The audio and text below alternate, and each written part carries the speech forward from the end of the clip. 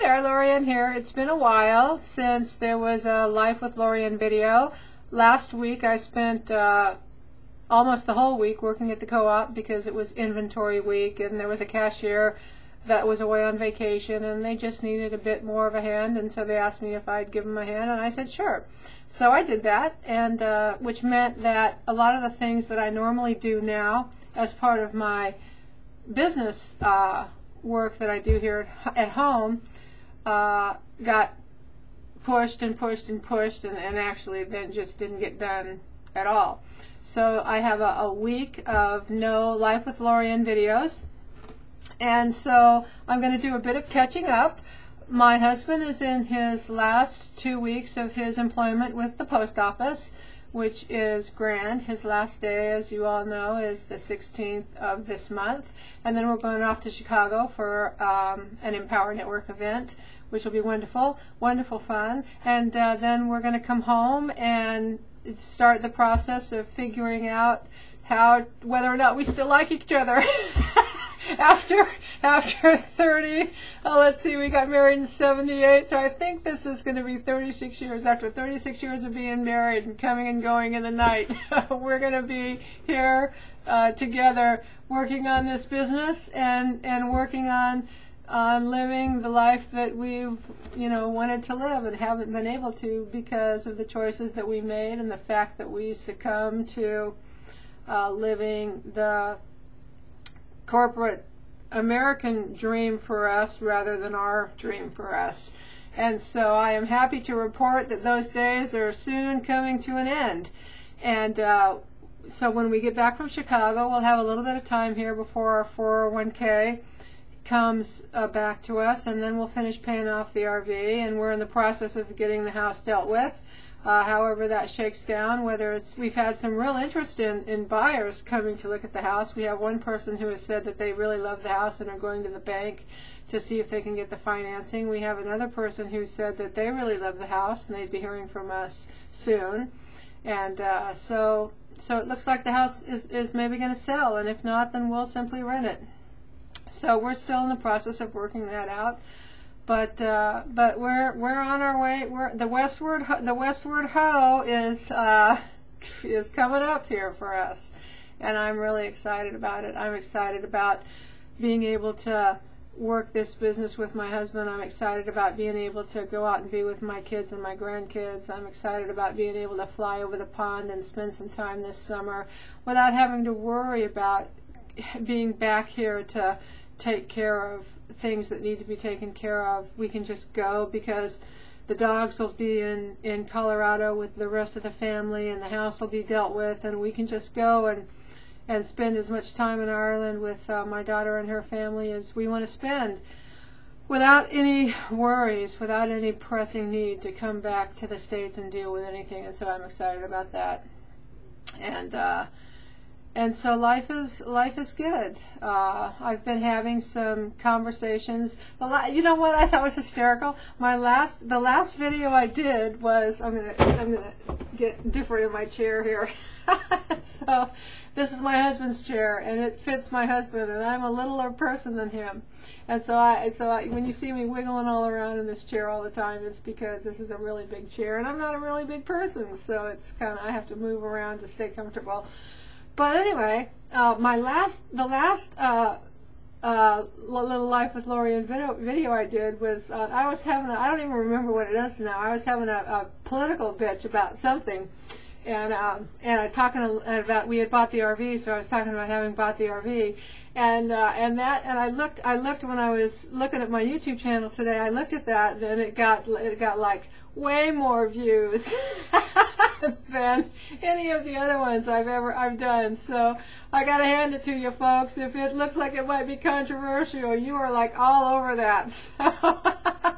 So I since you now know a little bit about my political views, although I can't even remember now what I told you, I figured I'd tell you a little bit about my religious views, my religious moral views, for lack of a better way to put that, because I've been having some real conversations with a friend of mine over the last few days who is a Christian, and we've been talking about the same-sex marriage thing.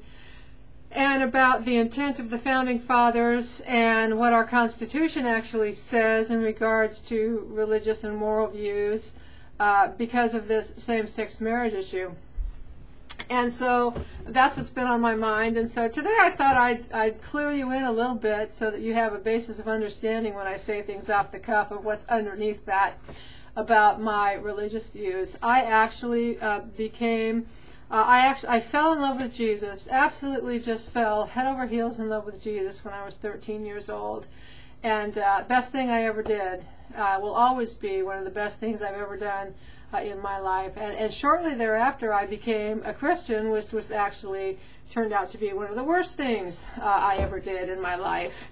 And it took me more than 30 years actually, because I was 13 at the time, and I think I was somewhere, let's see, I'm 56, so I was somewhere around 50 when I decided that I was no longer going to be a Christian, because I came to the belief that Christianity actually had nothing to do with God and nothing to do with Jesus. It was a religion, and as a religion, Christianity was about itself, and I just didn't want to be a part of that. And it was kind of a long process for me. What actually started it was I was reading the Gospels. I actually studied. I was one of those people that actually studied my holy book. And because I actually studied it, I came to the conclusion in the end that there was nothing holy about the Bible. I not only studied what it said, and I studied the words and what those words meant in their original languages. I picked things apart. I actually studied the origin of this book, the history of how it was made, when it was made, and why it was made. And I looked at that in conjunction with the things that the Bible actually said, and about itself, and about how, primarily about what Jesus said, because Jesus wasn't a real fan of Judaism, and so as a follower of Jesus, I didn't see any reason to be a real fan of Judaism either, and so and I saw not a whole lot of point. I mean, Christians, I think Christians think that they are some kind of hybrid Jew, and I'm not really quite sure why they think that way, but that's my understanding of kind of how they think. And so I just didn't see any reason personally to be that way. I'm a follower of Jesus, not a follower of Jesus and the religion that he said he came to set people free from. So anyway, but the long and the short of it is I studied the Bible enough, and I studied the history of the making of that book enough, that I eventually came to the conclusion that there was nothing holy about the Bible. It's a tremendously important book. I love mine, and I'm not giving it up for anything. But that said, it is not anything that I feel compelled to try to figure out how to live my life within the context of what that book says. It's been changed an awful lot. Our Bible is not even what Jesus referred to as the Scripture, because so much of it has been altered in the course of putting it together. A lot of it was altered. Things were taken out intentionally. Things were put in intentionally. Some of the best canon of Scripture that was considered Scripture in Jesus' day was completely removed from the Bible, because it was some of the most powerful writings that there were, and God forbid that people should actually have a book that gave the power into their own hands, and they realized that they don't need the church, that they're the church. So there's a lot of ways that I could go down this road, but I'm going to try to keep it simple here. So anyway, I eventually came to the conclusion that that religion, all religion, and I include Christianity in that, religion is the enemy of God, and including Christianity. And how I got there was, which I started to say earlier and got sidetracked down a rabbit path. What started me down that road about 10 years before I finally left the whole meeting scene in the end, was I was reading the Gospels, and I underlined in this really ugly green highlighter, I highlighted all of the things that Jesus said and that he did, and that he wanted his followers to do. And then when I was done doing that, I made a list of all those things on a paper. And then I took another paper and I listed all of the things that what Christians call church, all of the things that they did. And there was nothing on both lists. And I decided when I saw that I had a problem with that. I really had a problem with that. And I went to the church that I was going to at the time. I went to one of the pastors of that church and showed her what I had discovered, and I said, you know, I think we got a problem here. And she really minimized the things that I was saying to her, and asked me if I really believed that Jesus meant all of that stuff, and which I did, but I didn't have the inner courage to tell her, yeah, I think he did, and I think that that there's a real problem here with what church does and does not do. And so I didn't have the courage to stand up for myself at the time and say that. But it took about 10 years after that before I felt secure enough within myself to say, you know what, this thing, that this religion that has developed around who Jesus was really doesn't have anything to do with him, and I am opting out. And so in terms of the whole thing with my friend that we've been discussing about the issue of homosexuality and same-sex marriage, is because, as everyone knows, in Christian circles, homosexuality is considered a sin. And because America, and you know, Christians, you find a lot of books within the religion of Christianity that prove that America was established as a Christian nation, and that's just total bullshit. You know, I mean, just call a spade, beginning to end. That is total bullshit. Our founding fathers, a lot of them were Christians. A lot of them that were Christians were also Masons.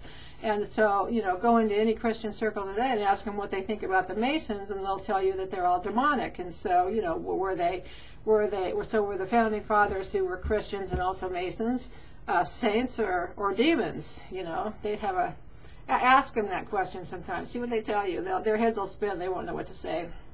But anyway, and I'm sounding a really lot worse towards Christianity than I actually feel. I got no problem if people want to be Christians, and because actually what Christians call church is actually not the church in terms of what Jesus said church was.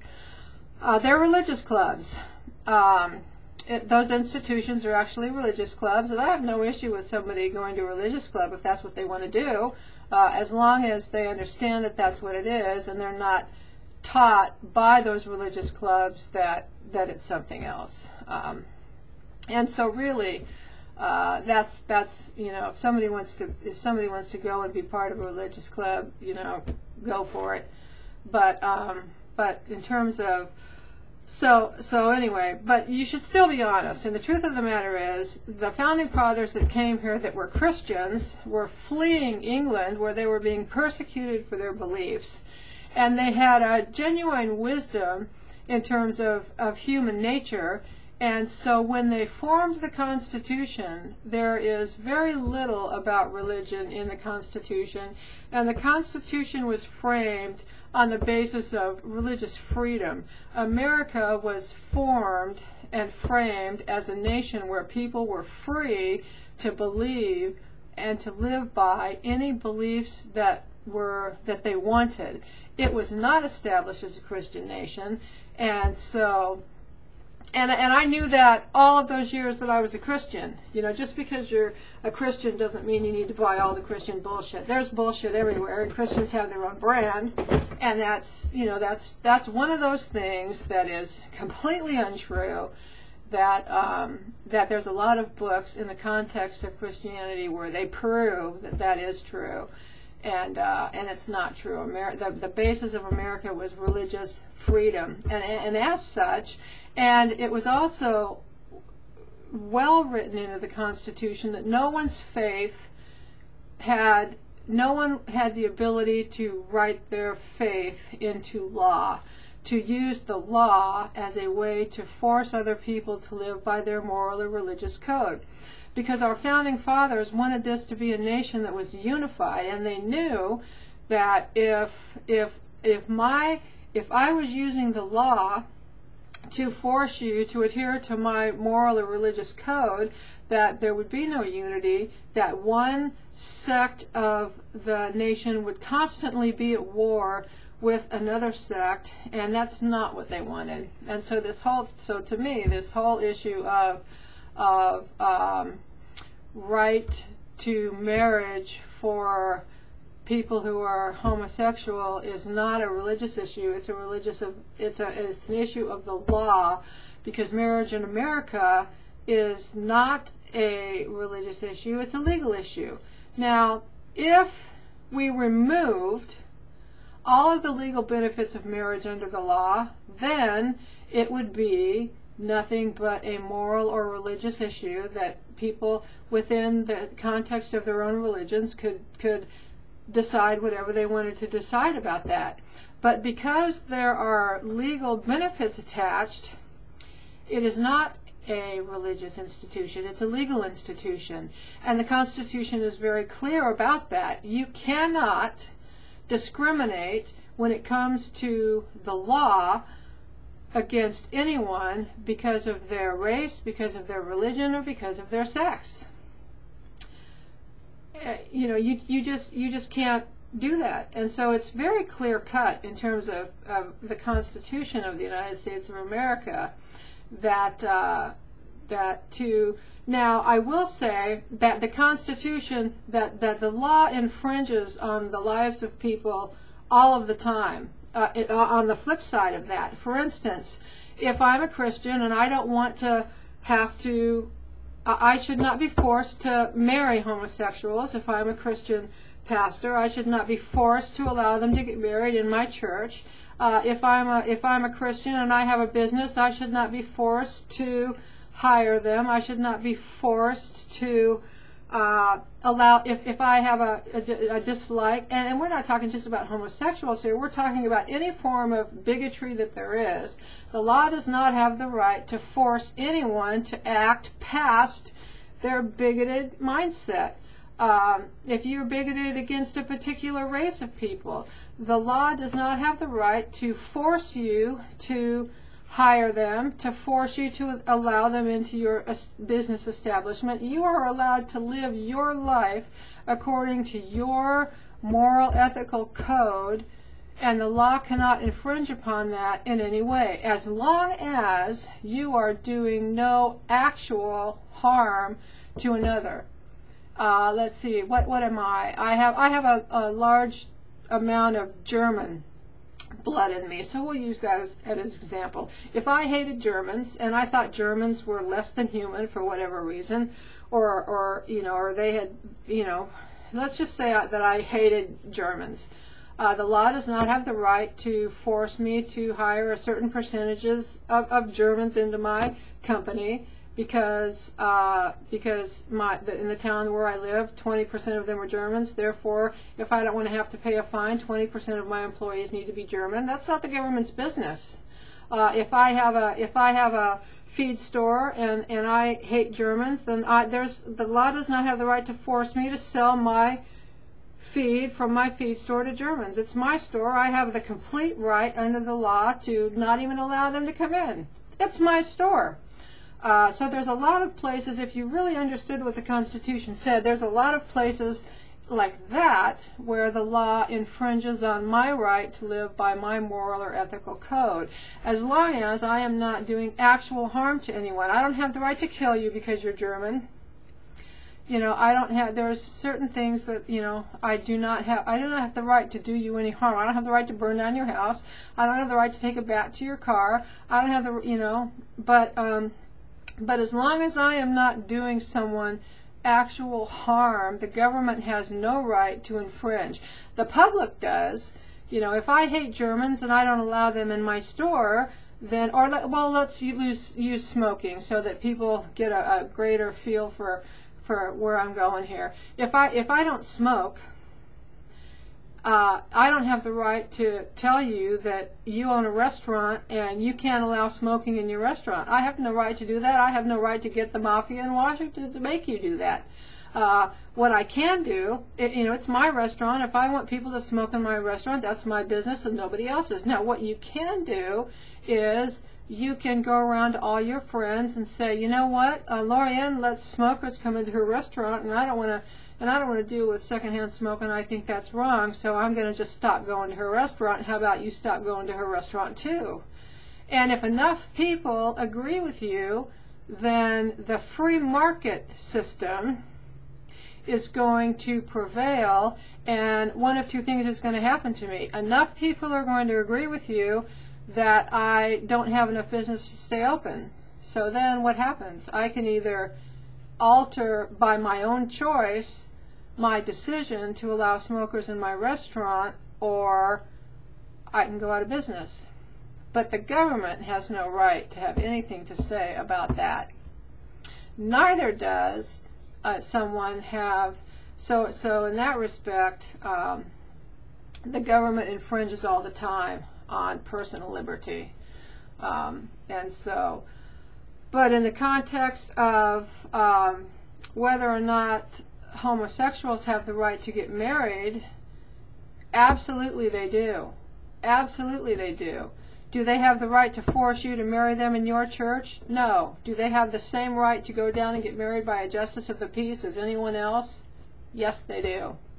Because the government has no right to discriminate in issues of law against anyone based on their race or their religion or their sex.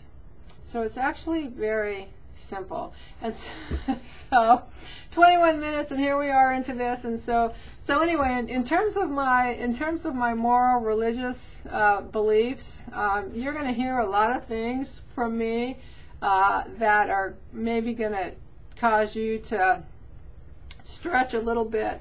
And I don't care if you agree with me. It makes no difference. What you believe has zero effect on me at all. It only has an effect on you. And my purpose in talking about the things that I believe, especially if they're really outside the box, which a lot of them are so that, because I want you to think. I want you to think about what you believe. I want you to think about why you believe it. Because a lot of people think things because that's what their parents thought, and that's what their parents before them thought, and that's what their parents before them thought. And so there you have a little bit about what I think in terms of religion and why I think it. And so I guess that's my bath is ready. I've been here 23 minutes. My bath is ready, and I'm going to go get in it and sit and relax in a hot tub and read my paleo magazine and have a great time with the rest of my afternoon. So this is Life from Lorianne, and we'll talk again tomorrow. Have a great day. Bye-bye.